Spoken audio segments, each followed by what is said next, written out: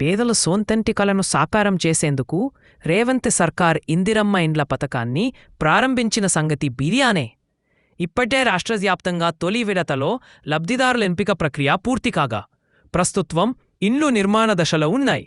కాగా ఈ ఇళ్ల నిర్మాణ పనులను వేగవంతం చేయడానికి, సామాన్యులకు అందుబాటులో ఉండే ధరలకు నిర్మాణ సామగ్రిని అందించడానికి తెలంగాణ ప్రభుత్వం కీలక నిర్ణయాలు తీసుకుంటోంది.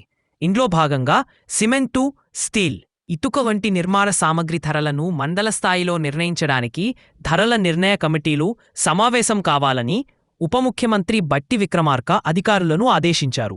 రాష్ట్రంలో ఇప్పటే 20 ప్రాంతాల్లో ఇసుక విక్రయ కేంద్రాలను ఏర్పాటు చేసినట్లు బట్టి వెల్లడించారు. ఇసుక సామాన్యులకు మరింత అందుబాటులో ఉండేలా మార్కెట్ యార్డులు, ప్రభుత్వ స్థలాల్లో విక్రయ కేంద్రాలను ఏర్పాటు చేయాలని అధికారులకు సూచించారు.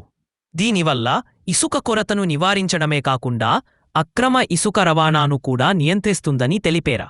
సర్కార్ నిర్ణయం వల్ల నిర్మాణ వ్యయం తగ్గి అర్హులైన లబ్ధిదారులకు ఇళ్ల నిర్మాణం మరింత సులభతరం అవుతుందని భావిస్తున్నారు.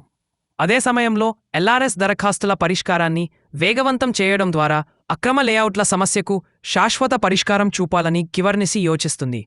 ఈ విషయంపైన అధికారులకు డిప్యూటీ సీఎం బట్టి కీలక ఆదేశాలు జారీ చేశారు. ఇక ఏజెన్సీ ప్రాంతాల్లో మధ్యవర్తుల ప్రమేయం లేకుండా గిరిజనులే ఇసుక క్వారీలను నిర్వహించేలా ప్రోత్సహించడం ద్వారా వారికి ఆర్థిక సాధికారత కల్పించాలని నిర్ణయించారు. కాలుష్య నియంత్రణకు గాను హైదరాబాద్లోని కాలుష్యకారక పరిశ్రమలను నగరం వెలుపలకు తరలించే అంశంపై కూడా చర్చించారు.